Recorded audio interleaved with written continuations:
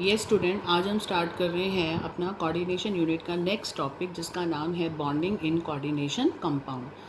अब coordination compound का IUPAC nomenclature आपने पढ़ लिया, कैसे नाम देते हैं। तो अब इनके अंदर बॉन्डिंग कैसे होती है, कंपाउंड कैसे बना, इसके लिए 3 थ्योरी हमने पढ़नी है। Werner theory, valence bond theory, crystal field theory. Right. Werner theory ने क्या बताया, जो इसकी कमियां थी वो वैलेंस बॉन्ड थ्योरी ने ठीक की, जो इसकी कमियां थी वो क्रिस्टल फील्ड ने। तो ये 2 थ्योरी बहुत इंपॉर्टेंट है। वैलेंस बॉन्ड थ्योरी वीबीटी के नाम से आती है और क्रिस्टल फील्ड थ्योरी भी बहुत ही इंपॉर्टेंट है। हर बार बोर्ड में क्वेश्चन इन्हीं में से आता है। वर्नर में से डेफिनेशंस आती हैं। वर्नर थ्योरी क्या है? Werner was able to explain the nature of bonding in complex postulates of Werner. Werner ने सिर्फ एक ही बात बताई, क्या कि मेटल जो है लिगेंड के साथ जो अटैच्ड है मेटल, ये 2 टाइप की वैलेंसी दिखाता है। It show 2 type of valency, primary valency and secondary valency. Primary valency को हम क्या कह सकते हैं? ऑक्सीडेशन नंबर या ऑक्सीडेशन स्टेट। और सेकेंडरी वैलेंसी को क्या कह सकते हैं हम? Coordination number. दोनों में आपको निकालना बता चुकी हूँ। तो अगर पेपर में आ जाए what do you mean by primary valency, तो आप इसके पॉइंट्स लिख के आएंगे, और अगर मैं आ जाऊँ सेकेंडरी वैलेंसी तो आप ये लिख के आएंगे, और डिफरेंस आ जाए तो इस फॉर्म में। तो सबसे पहले प्राइमरी वैलेंसीज क्या है, मैंने आपको हिंट दे दिया, दे आर ऑक्सीडेशन नंबर। तो आप पहला पॉइंट ये लिखिएगा, primary valency is equal to positive charge on central metal atom. Right, जितना चार्ज है वही उसका क्या है? Primary valency. And secondary is equal to number of ligands which are attached to metal are called coordination number. Right, पहला point उसको आप ये बना लो, जो मैंने यहाँ थर्ड लिखा है डेफिनेशन का, उसके बाद यहाँ से शुरू कर दो। प्राइमरी वैलेंसेज आर आयोनाइजेबल, यानी ये अलग टूट सकती हैं आयंस में, but secondary valencies are non ionisable. आपने देखा लिगेंड कभी भी अलग नहीं होता। Primary valency are non directional, इनकी कोई भी शेप नहीं होती। Secondary valencies are directional, coordination number के अकॉर्डिंग हम आपको कोऑर्डिनेशन कंपाउंड की शेप बता सकते हैं। जैसे मान लो कोऑर्डिनेशन नंबर 4 है, तो हम कहेंगे उसकी कंपाउंड की शेप क्या हो सकती है? टेट्राहेड्रल या स्क्वायर प्लेनर। तो इसका मतलब सेकेंडरी वैलेंसेस तो डायरेक्शनल हुई, यानी सेकेंडरी वैलेंसेस को मैंने क्या कहा, आपको क्या दिमाग में रखना है? Coordination number. Next, these valences are satisfied by negative charge. For example, chromium Cl3, chromium और Cl3 में प्राइमरी वैलेंसी इज 3, इसकी निकालनी है। x minus 3 is equal to 0, x is equal to plus 3। Right, तो it is equal to oxidation state of central metal ion. मैंने इसकी निकाल ली, x minus 3, एक क्लोरीन पे कितना चार्ज होता है? -1, 3 पे -3, 0 ये। तो कुल मिलाकर प्राइमरी वैलेंसी क्या हुई? Oxidation state. और ये it is satisfied by neutral and negatively charge, some time positively charge ligand also, and each metal has fixed number of secondary valency. तो आप खाली ये भी लिख सकती हो कि ईच मेटल की फिक्स वैलेंसी होती है सेकेंडरी वैलेंसी। जैसे यहाँ पर कितनी है इसकी सेकेंडरी वैलेंसी? 6 है, 6 अमोनिया लिगेंड है। राइट, तो सेकेंडरी वैलेंसी 6 हो गई। और प्राइमरी कितनी हो गई? यहाँ 3 है, तो इसका कोऑर्डिनेशन नंबर निकाल के देखोगे, कोबाल्ट का आपका 3 ही आ रहा है, तो प्राइमरी वैलेंसी होगी आपकी 3 और सेकेंडरी वैलेंसी हो गई 6। They are responsible for the shape और the structure of complex ion. जैसे मान लो कोबाल्ट के साथ 6 लगे हुए अमोनिया, 6 आपके पास एमीन, ये जो है एमीन जो है लिगेंड है, तो आप क्या करोगे? इसका कोऑर्डिनेशन नंबर 6 है, तो 6 की शेप क्या होती है बेटा? ऑक्टाहेड्रल। आपको याद हो ऑक्टाहेड्रल शेप क्या होती है? मैंने सिखा रखी है आपको पहले 11th में भी। ये सेंटर में आपका मेटल हो गया, मान लो क्या है सेंटर में? कोबाल्ट। यहाँ पर आपका 1 NH3, 2 NH3, 3 NH3, 4 NH3, 5 और ये 6, ये सारे क्या हैं आपके NH3, जो अमोनिया अपना लोन पेयर इसको दे रहा है, ये कोऑर्डिनेट बना रहा है। तो इस शेप को हम क्या कहते हैं? ऑक्टाहेड्रल। यानी सेकेंडरी वैलेंसेस तो डायरेक्शनल है और वो non directional. I think clear हो गया कि वर्नर ने सिर्फ क्या बताई कि थी, ये जो मेटल एटम है जिस लिगेंड में हम, जैसे ये है, इस मेटल की वैलेंसी की बात करी उसने खाली, कि वैलेंसी 2 तरीके की होती है, primary valency and secondary valency. यानी वर्नर जो है सिर्फ वैलेंसी की बात करता है। प्राइमरी वैलेंसी समझ के चलिए आप, ऑक्सीडेशन नंबर, और सेकेंडरी को कोऑर्डिनेशन नंबर। तो और कुछ ज़्यादा इसने नहीं बताया। तो अब इसके बेस पर 2 टाइप के क्वेश्चन मैं आपको करा रही हूँ। On the basis of observation made with aqueous solution, assign secondary valency to metal and give formula of complex in the following compound। ये आपको स्टेटमेंट दे रखी है, कंपाउंड है, और ये number of moles of AgCl precipitated लिखे हुए हैं। जैसे देख लो क्या है, PdCl2 × 4 अमोनिया, इसमें AgCl कितने प्रेसिपिटेट हुए? 2। ऐसे इस कंपाउंड में 2, इसमें 0, इसमें ये डाटा आपको दे रखा है, ये पूरा एक क्वेश्चन है। आंसर क्या है, आपको इसके इन डाटा की मदद से आपको 2 चीज़ें बतानी है। एक तो सेकेंडरी वैलेंसी बतानी है मेटल की, मेटल कौन है, पैलेडियम, यहाँ कौन है, निकल। इनमें जो भी मेटल है इनकी क्या बतानी है, सेकेंडरी वैलेंसी, और दूसरा कॉम्प्लेक्स का फार्मूला। तो हमारे पास आंसर क्या है, number of moles of AgCl precipitated is directly proportional to number of chloride ion present outside the coordination sphere.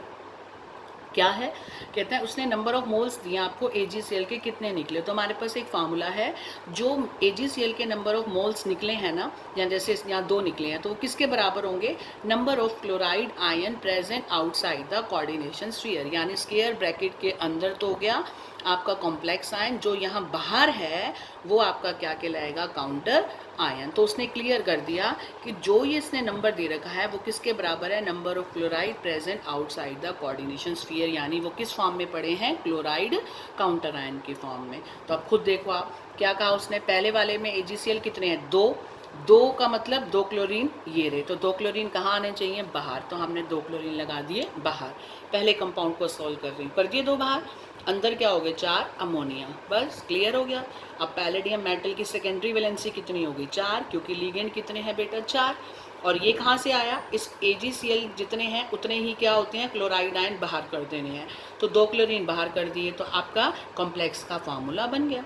Complex कब बनता है, जब स्क्वायर ब्रैकेट के अंदर और बाहर, सेकेंडरी वैलेंसी 4, और ये हो गया फार्मूला। अब देखिए सेकंड क्या बनेगा, सेकंड वाले में भी निकल वाटर Cl2 को बाहर निकाल दिया, उसमें 2 क्लोरीन थे, 2 क्लोरीन बाहर निकाल दिए, और वाटर 6, तो सेकेंडरी वैलेंसी क्या होगी, 6। अगले में क्या था आपका 0, तो H2PtCl6, Cl अंदर के अंदर रह गए, बाहर निकाले ही नहीं हमने। थर्ड में क्या दे रखा था, 0, तो फिर हमारा क्या हो गया, सेकेंडरी वैलेंसी 6। ऐसे ही इस तरीके से हम निकाल लेंगे, राइट। तो एक तो क्वेश्चन इस टाइप का आता है, बहुत रेयर आता है ये वाला। जो सेकंड टाइप है ना, ये क्वेश्चन देखिए, ये अक्सर आता है वर्नर थ्योरी पे, assign the secondary valency of metal, या तो एक तो सेकेंडरी वैलेंसी बताओ, नंबर 2 फॉर्मेशन ऑफ कॉम्प्लेक्स, जो कॉम्प्लेक्स है उसका formation formula, number 3 number of ions in solution of coordination compound. ये आपको उसने कंपाउंड दे रखा है, कहता है इस कंपाउंड को आपको 3 चीज़ें बतानी है, सेकेंडरी वैलेंसी, फार्मूला और नंबर ऑफ आयंस। तो उसने क्या आपको एक हिंट दिया है, फुल स्टॉप हिंट दिया है, इट डज नॉट प्रोड्यूस और liberate ammonia but precipitate chloride ion as AgCl। Hint दे दिया कि ये कॉम्प्लेक्स को आपको 3 चीज़ें बतानी है, स्क्वायर ब्रैकेट में लिख के इसका फार्मूला भी बताओ, लेकिन शर्त क्या है बेटा, कि वो इट डज नॉट प्रोड्यूस और लिबरेट, अमोनिया नहीं लिबरेट करेगा, लेकिन क्लोराइड आयन को प्रेसिपिटेट कर देगा एज AgCl, राइट। तो अब तुम खुद देखो, तुम्हारे पास ये दे रखा है, इसमें उसने हिंट तुम्हें खुद ही दे दिया कि NH3 तो बाहर नहीं आएगा, तो क्या बाहर आएगा, क्लोराइड। इसका मतलब मैं क्लोरीन को बाहर ले आऊँ, तो मेरा मेटल तो है ये, 2 लिगेंड में से किसको बाहर लेना है, क्लोराइड को, इसको नहीं छेड़ना, तो मेरा फॉर्मूला क्या बन जाएगा, CONH3 4 हो गया बेटा। कितने क्लोरीन, उसने कहा है Cl नेगेटिव, 1 Cl आएगा, टोटल कितने हैं, 3, 1 को मैं बाहर निकाल दूँ, 2 को कर दूँ अंदर, हो गया, ये बन गया आपका फार्मूला। इसी हिंट से बनाया, इसको निकालना नहीं, इसका 1 निकालना, 1 निकाल दिया अंदर, 2 छोड़ दिया। अब तुमने क्या देखा, ये मेटल है, मेटल के साथ लिगेंड होगा, लिगेंड 2 है, दूसरा भी क्या है आपका लिगेंड, कौन सा है, Cl2, ये हमने यहाँ पर बना दिया, क्लियर हो गया। कोबाल्ट एज इट इज, इसने कहा अमोनिया को निकालना नहीं है, Cl 1 निकालना है, हमने 1 निकाल दिए, 2 अंदर छोड़ दिए। अब तुम्हें एक बात पता होनी चाहिए, कोबाल्ट का ऑक्सीडेशन नंबर कितना होता है, 6, यानी अपने साथ 6 को बांध सकता है। हमारे पास टोटल लिगेंड कितने थे, 4, 5, 6, 7, और ये 6 को बांध सकता है, तो इससे भी क्लियर हो गया कि एक क्लोरीन को बाहर निकालते ही 4 और 2 6 हो गए, तो ये फॉर्मूला हमारा बिल्कुल राइट है। तो हमारा क्या निकल गया, फार्मूला आ गया, और सेकेंडरी वैलेंसी कितनी होगी बेटा, कोबाल्ट की सेकेंडरी वैलेंसी कितनी होगी बताओ, हाउ, टोटल कितने मॉलिक्यूल को वो अटैच कर रहा है, 4 अमोनिया लिगेंड को, तो आपको यहाँ से पता चल जाएगा कि उसकी सेकेंडरी वैलेंसी कितनी है। अब रह गया है नंबर ऑफ आयंस। अगर अब मैं इस वाले कंपाउंड को तोड़ूं तो आयंस कौन से बनेंगे, एक स्क्वायर ब्रैकेट वाला और एक बिना बाहर वाला, जो इसे क्या कहते हैं, काउंटर आयन, ये अलग हो जाएगा, ये अलग हो जाएंगे, तो नंबर ऑफ आयंस कितने हो गए, 2, और फार्मूला आपका हो गया ये दिस वन। तो इस टाइप का बेटा आपके पास क्वेश्चन आता है वर्नर थ्योरी पे। सो स्टूडेंट, ये हो गया वर्नर की थ्योरी पे उसके दो क्वेश्चंस। अब है limitation. Werner theory was unable to explain why certain elements form coordinate compound and not others and why this coordination sphere have different shape. तो वर्नर ने बहुत सी चीज़ें नहीं बताई कि इनकी शेप क्या होगी और ये कोऑर्डिनेट बॉन्ड क्यों बना रहे हैं, तो ये थ्योरी ज़्यादा चली नहीं। और इसके बाद इसकी कमियों को पूरा करने के लिए आई हमारे पास VBT थ्योरी, जो कि बहुत ही इम्पॉर्टेंट है, valence bond theory. It was given by Pauling in 1931। इसके पॉइंट्स क्या थे? इसने बड़ी अच्छी बातें बताई। क्या उसके 4-5 पॉइंट्स बहुत फेमस हैं, आपने उनको दिमाग में रखना है और फिर आप स्ट्रक्चर फटाफट बनाते जाएंगे। VBT theory. इसने कहा वैलेंस बॉन्ड थ्योरी में कि पहला point, basic assumption is that, ये मान के चलो कि metal ligand bond arise by donation of pair of electron by ligand to the metal atom और आयन। सबसे पहली बात उसने बताई कि मेटल और लिगेंड में जो बॉन्ड बनता है वो कैसे बनता है। लिगेंड अपना इलेक्ट्रॉन पेयर डोनेट करता है किसको? मेटल आयन को।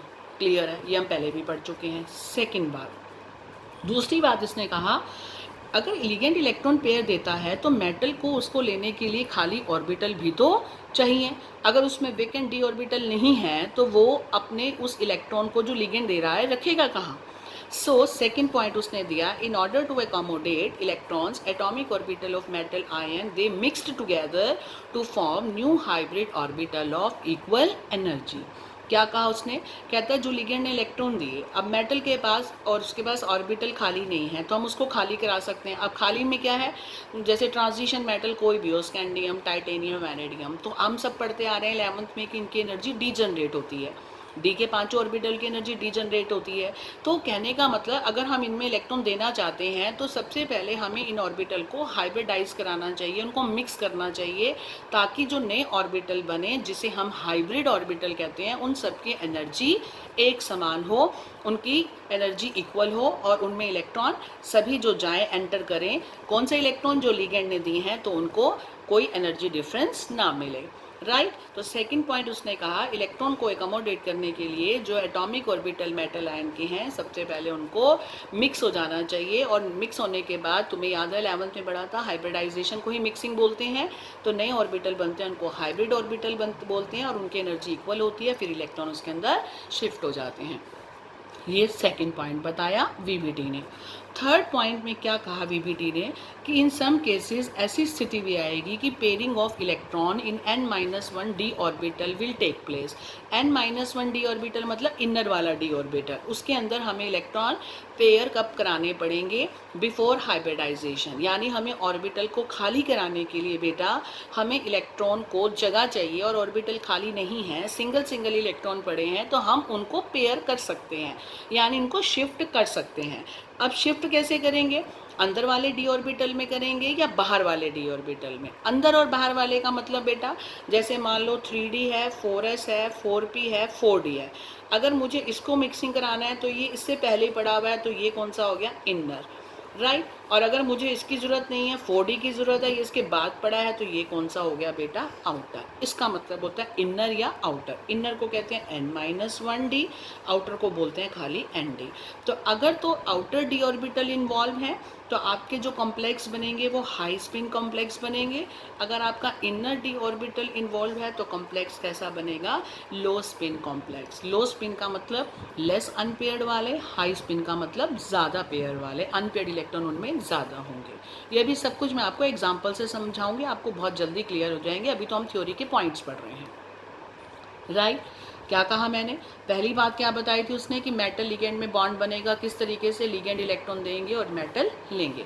नंबर 2 उसने कहा इलेक्ट्रॉन को एक्सेप्ट करने के लिए एटॉमिक ऑर्बिटल खाली नहीं है तो हम खाली कराएंगे और हम उनकी ऑर्बिटल की हाइब्रिडाइजेशन करा लेंगे जितने खाली चाहिए, ताकि नए ऑर्बिटल जो हाइब्रिड बने उन सबकी एनर्जी एक बराबर हो। तीसरा उसने कहा आप चाहो तो अगर एटॉमिक ऑर्बिटल खाली नहीं हो रहे हैं तो आप पेयरिंग भी करा सकते हो। अभी मैं एग्जांपल से समझाऊंगी। अगर इनर वाले ऑर्बिटल पेयर करेंगे तो आप उसको इनर ऑर्बिटल कम्प्लेक्स बोलोगे और वो लो स्पिन वाला होगा, यानी उसमें लेस अनपेयर्ड आएंगे। अगर आउटर वाला आउटर डी ऑर्बिटल को पेयर अप कराओगे तो उसको आउटर डी ऑर्बिटल कॉम्प्लेक्स बोलेंगे और उसमें हाई स्पिन कॉम्प्लेक्स बनेंगे, यानी अनपेयर्ड इलेक्ट्रॉन की संख्या हाई मतलब ज़्यादा होगी। फोर्थ पॉइंट उसने बताया central metal atom or ion, they can use appropriate number of sp d and f orbital for hybridization depending upon the total number of ligand। बड़ा इंपॉर्टेंट पॉइंट है, कहते हैं कितने ऑर्बिटल आपको जोड़ने हैं, हाइब्रिडाइज करने हैं, मिक्स करने हैं, वो किस पे डिपेंड करेगा, नंबर ऑफ लिगेंड पे। लिगेंड की संख्या बताएगी कि आपको कितने हैं। अगर लिगेंड ही 4 हैं तो 4 लिगेंड के लिए 4 ऑर्बिटल, लिगेंड 6 हैं तो 6 लिगेंड के इलेक्ट्रॉन को आने के लिए 6 ऑर्बिटल खाली चाहिए। तो संख्या लिगेंड की डिसाइड करेगी कि हमें कितने ऑर्बिटल मिक्स कराने हैं। और last, number of unpaired electron और coordination of metal atom will decide the hybridisation and shape और geometry of the complex. Last point इस वीबीटी थ्योरी का था, कितने नंबर ऑफ अनपेयर्ड इलेक्ट्रॉन है और कितने कोऑर्डिनेशन एटम उसको नंबर है, वही हाइब्रिडाइजेशन डिसाइड करेंगे और वही शेप को ही हम ज्योमेट्री कहते हैं, कॉम्प्लेक्स की शेप भी वही डिसाइड करेंगे। तो ये 5 बातें जो वीबीटी ने बताई, तो उसने उसके आधार पर 4 तरीके के कॉम्प्लेक्स को, उसने 3 तरीके के कॉम्प्लेक्स को डिस्कस किया है बेटा। पहले उसने वो कॉम्प्लेक्स उठाए हैं जिनका कोऑर्डिनेशन नंबर 4 है, यानी 4 जिसके पास लिगेंड हैं, तो वो 4 लिगेंड मेटल से जो जुड़े हुए हैं, तो उनकी वीबीटी के थ्योरी शेप, वीबीटी के अकॉर्डिंग कैसी शेप होगी, या तो 2 पॉसिबिलिटी हैं। 4 वाले में शेप होगी टेट्राहेड्रल sp3। देखो 4 कोऑर्डिनेशन का मतलब 4 लिगेंड होंगे, 4 लिगेंड को 4 ऑर्बिटल चाहिए, तो 4 ऑर्बिटल में शेप कैसे बनेगी, s1 और p3, तो टोटल हो गए 4। तो हाइब्रिडाइजेशन हो सकती है sp3, शेप क्या होगी, टेट्राहेड्रल। या 4 को कैसे डिवाइड कर सकते हो, एक d का ले लो, एक s का ले लो और 2 p के ले लो, हो गए 2 और एक 3 और एक 4, तो शेप कैसी हो जाएगी, स्क्वायर प्लेनर। क्लियर बेटा।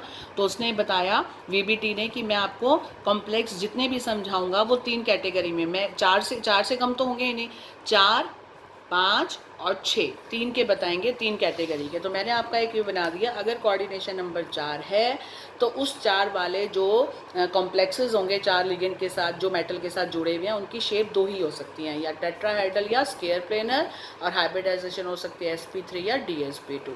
जिसमें 5 लिगेंड होंगे तो उनकी हाइब्रिडाइजेशन हो सकती है dsp3, D1, S1, P3, 3 और एक 4 और एक 5। D अगर पहले है तो dsp3, D अगर बाहर है तो sp3d। क्या मतलब, ये हो जाएगा अंदर वाला D, इनर ऑर्बिटल कॉम्प्लेक्स, ये हो जाएगा बाहर वाला D यानी 4d, वो हो जाएगा आउटर ऑर्बिटल कॉम्प्लेक्स। अभी मैंने आपको समझाया है, मान लो आपके पास कोई ऐसी आती है configuration 3d, 4s, 4p, 4d, मुझे इनको मिक्स करना पड़ता है, तो ये s से अंदर है तो ये हो जाएगा इनर, तो हम D पहले लगाएंगे dsp3।